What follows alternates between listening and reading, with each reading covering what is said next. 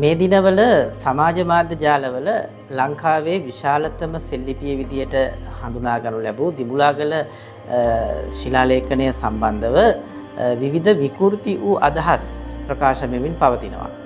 ඒ නිසා අපි තීරණය කරා පුරාවිද්‍යා දෙපාර්තමේන්තුව විදිහට මේ ලිපියේ අන්තර්ගතය අපි මේ සමාජ මාධ්‍ය හරහා ජනතාවට ලබා දෙන්න. විශේෂයෙන්ම මේ ලිපිය අපිට වාර්තා වෙන්නේ 2023 ජූලි මාසයේදී පමණ තමයි පුරාවිද්‍යා දෙපාර්තමේන්තුවට මේ සෙල්ලිපිය පිළිබඳව වාර්තා වෙන්නේ. එතෙන් සිට අපි පිටපත් කිරීම කටයුතු ඊළඟට කියවීම සහ අනිකුත් කටයුතු සියල්ලම මේ වෙනකොට අවසන් කරලා විශේෂයෙන්ම මේ සඳහා සමාජයේ තිබූ උනන්දුව නිසා ඒ කියන්නේ මේ ලිපිය සම්බන්ධව මේකේ අන්තර්ගතය මේ තියෙන්නේ මොනවද කියන එක පිළිබඳව සමාජයේ තිබූ උනන්දුව නිසා අපි මේ ලිපියේ මූලික වාර්තාවක් එම වසරේදීම අපි ප්‍රකාශයටපත් කරා. ඊට අමතරව අපි මේ ලිපිය ඇත්තටම මේක ගෙවිච්ච ලිපියක්. ගොඩක්ම ගෙවිලා මේ ලිපිය. ඒ නිසා මේ සාමාන්‍ය පිටපතකට එහෙම නැත්නම් පියවි ඇසට කොහොමත් මේ අක්ෂර අපිට හඳුනා ගන්න අපහසුයි. ඒ නිසා පුරාවිද්‍යා දෙපාර්තමේන්තුව තීරණය කරා මේ ලිපිය නවීන තාක්ෂණයේ යටතේ මේ ලිපිය කියවීමට නවීන තාක්ෂණයෙන් අපිට සහයක් ගන්න පුළුවන්ද කියන කාරණාව සම්බන්ධයෙන්. එතනදී අපිට සුලෙකෝ කියන පෞද්ගලික ආයතනයක් අපට උදව් උපකාර කරා. ඒ ආයතනය ලයිඩා ෆොටෝග්‍රැමෙට්‍රි කියන තාක්ෂණික ක්‍රමවේදය පාවිච්චි කරලා ඇත්තට මේ ක්‍රමවේදය ලංකාවේ ප්‍රථම වතාවට තමයි පුරාවිද්‍යා දෙපාර්තමේන්තුව සෙල්ලිපියක් කියවීම සඳහා පාවිච්චි කරන්නේ.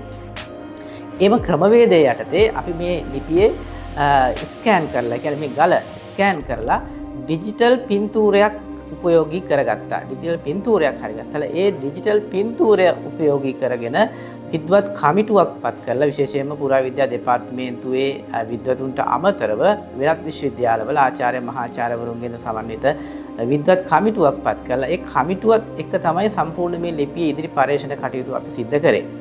එතනදී අපි සම්පූර්ණ මේ ලිපියේ කියවා ගත හැකි කොටස් සියල්ලම අපි කියවලා බොහොම පැහැදිලිව අපි අවසන් වාර්තාවක් ඉදිරිපත් කරලා තියෙනවා.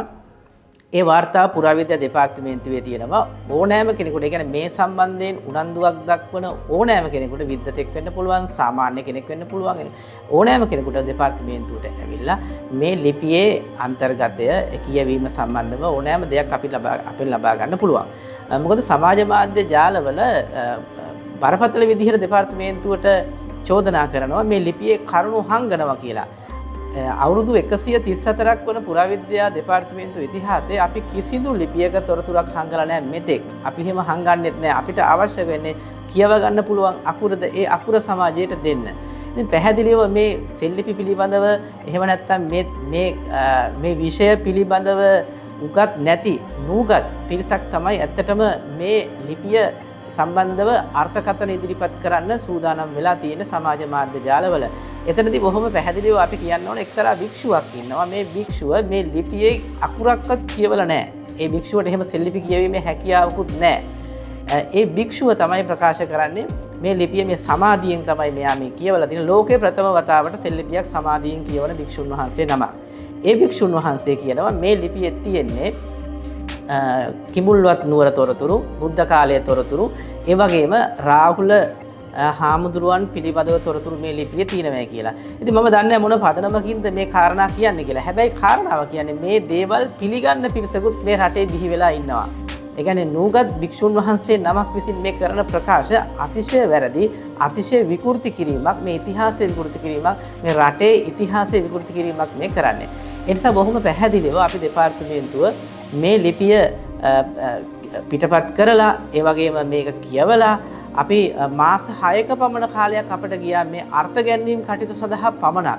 ඒ සඳහා අපි ඇතරම මේ Zoom තාක්ෂණය පාවිච්චි කරලා මේ විද්වත් කමිටුව 25 වතාවක් අපි මේ සඳහා රැස් වුණා. රැස් වෙලා ඉතාම අතිශය වෙහෙසකර මහන්සියක් දරලා තමයි මේ ලිපියේ අන්තර්ගතය අපි මේ රටට හෙළි කරේ. ඉතින් එවැනි ශාස්ත්‍රීය කාරණා තියෙද්දී මේ විකෘති වූ අදහස් මේ ලිපිය සම්බන්ධයෙන් සමාජගත වීම අතිශය කනගාටුවට කරුණක්.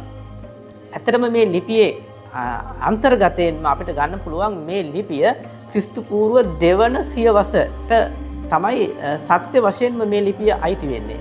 මොකද මේ ලිපියේ සඳහන් සද්ධාතිස්ස රජතුමාගේ නම බොහොම පැහැදිලිව මේ ලිපියේ තියෙනවා. ඉතින් මම දන්නේ ඇයි මේ කාරණා කියවන්නේ නැතුව මේ තරම් බොරු විකෘති අදහස් සමාජගත කරන්නේ ඇයිද කියලා. ඒතකොට මේ කාරණා එක්ක පැහැදිලිව මේ ලිපිය ක්‍රිස්තු පූර්ව දෙවන සියවසට අයිති වෙනවා. ඒ වගේම මේ භික්ෂුව කියනවා මේ ලිපියේ තියෙන්නේ බ්‍රාහ්මී නෙවෙයි වෙනත් අකුරු වර්ගයක් පුරාවිද්‍යාකාරයන්ට මේක කියවන්න බෑ කියලා. එහෙමම තමයි සමාජ මාධ්‍යවල යන්නේ පුරාවිද්‍යාකාරයෝ කියලා කියන්නේ භික්ෂුව කියවන්න බෑ කියලා. ඉතින් බොහොම පැහැදිලිවම කියනවා මේ සියලුම මේ කියවා ගත හැකි සියලු අක්ෂර කියවලා තියෙන්නේ මේ ලිපියේ තියෙන්නේ සම්පූර්ණයෙන්ම පූර්ව බ්‍රාහ්මී බොහෝ වගකීමෙන් පුරාවිද්‍යා දෙපාර්තමේන්තුව විදිහට මේ අදහස් මම ප්‍රකාශ කරනවා.